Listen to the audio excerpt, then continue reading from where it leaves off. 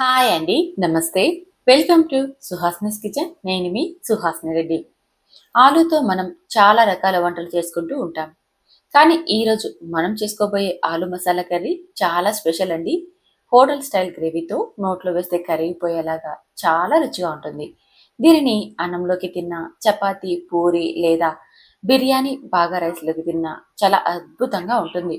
మరి కిందకు ఆలస్యం, తక్కువ సమయంలో టేస్టీగా తయారు చేసుకుని ఈ కర్రీని ఎలా చేయాలో చూసేసేయండి. స్టవ్ మీద ప్యాన్ పెట్టుకొని అందులోకి పెద్ద సైజు ఉల్లిపాయని ఒకటి కట్ చేసి ఒక స్పూన్ నూనె వేసేసుకొని గోల్డెన్ కలర్ వచ్చేదాకా వేయించాలి. చూడండి ఇక్కడ ఇలా వేయించుకొని ఇప్పుడు ఇందులోకి కట్ చేసుకున్న 2 టమోటాలను వేసేసుకొని టమోటా కూడా సాఫ్ట్గా అయ్యేంత వరకు మగ్గించుకోవాలి.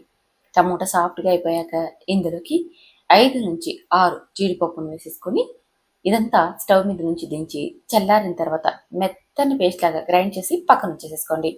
ఇప్పుడు స్టవ్ మీద మరొక కడాయి, అంటే మనం ఆలు కర్రీ ప్రిపేర్ చేసుకోవడానికి సరిపడా కడాయిని పెట్టుకొని అందులోకి పోపుకి సరిపడా ఆయిల్ వేసేసుకొని జీలకర్ర, బిర్యానీ ఆకు, అలాగే సన్నగా తరిగిన ఒక ఉల్లిపాయను వేసేసుకొని గోల్డెన్ కలర్ వచ్చేదాకా వేయించండి.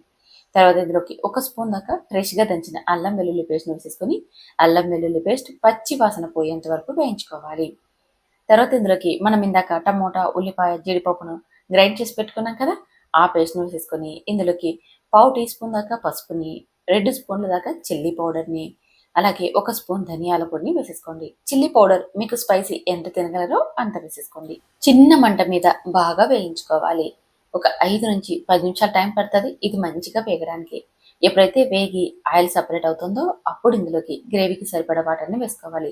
గ్రేవీ అనేది పల్చగా లేకోకుండా కాస్త చిక్కగా ఉండేలాగా చూసుకోండి. అలాగే ఇందులోకి రుచికి సరిపడా ఉప్పును కూడా వేసేసుకొని ఆలుని కూడా వేసేసుకోవాలి. నేను ఇక్కడ ముందుగానే ఉడికించి తొక్క తీసి కాస్త పెద్ద ముక్కలుగా కట్ చేసి పెట్టుకున్నానండి. మనం ఇలా ఉడికించిన ఆలుతో ఈ కర్రీని ప్రిపేర్ చేసుకుందామంటే గ్రేవీ అనేది టేస్టీగా, చిక్కగా చాలా బాగుంటుందండి. మీరు కూడా ఒకసారి ఇలా ట్రై చేయండి. ఆలు ముక్కల్ని వేసాం కదా, ఇదంతా కూడా ఒకసారి బాగా కలిసేలాగా కలుపుకోవాలి. ఇలా కలిపేసేసి మూత పెట్టి లో ఫ్లేమ్లో 10 నిమిషాల పాటు ఉడికించుకోవాలి. మధ్యలో 1-2 సార్లు కలిపి మళ్ళీ ఉడికించండి. అప్పుడే అడుగంటకోకుండా మనకి కర్రీ అనేది పర్ఫెక్ట్గా రెడీ అవుతుంది. గ్రేవీ చాలా చిక్కగా ఉంది కాబట్టి త్వరగా అడుగంటేస్తుంది. అందుకని మీరు లో ఫ్లేమ్లో ఉడికించుకున్నా సరే 1-2 సార్లు కలిపి ఉడికించండి. మొత్తంగా 10 నిమిషాల తర్వాత చూపిస్తున్నా చూడండి, గ్రేవీ అనేది పర్ఫెక్ట్గా సరిపోయింది కదా. ఫైనల్గా ఇందులోకి ఒక పావు టీ స్పూన్ దాకా వేయించి పొడి చేసుకున్న జీలకర్ర పొడి, half teaspoon garam masala, కొద్దిగా కొత్తిమీర తరుగు, అలాగే కొద్దిగా కసూరి మెతిని కూడా వేసేసుకొని మరొక్కసారి ఇదంతా బాగా కలిసేలా కలిపి ఒక ఉడుకు ఉడికించండి. ఎక్కువ అవసరం లేదు, జస్ట్ ఒక ఉడుకు ఉడికించేసి స్టవ్ మీద నుంచి దించి సర్వ్ చేసేసుకోవచ్చు. ఇది చాలా చాలా రుచిగా ఉంటుంది. చాలా తక్కువ సమయంలో తయారు చేసేసుకోవచ్చు. మనం ఆలుని ఉడికించి పెట్టుకున్నామంటే చాలండి.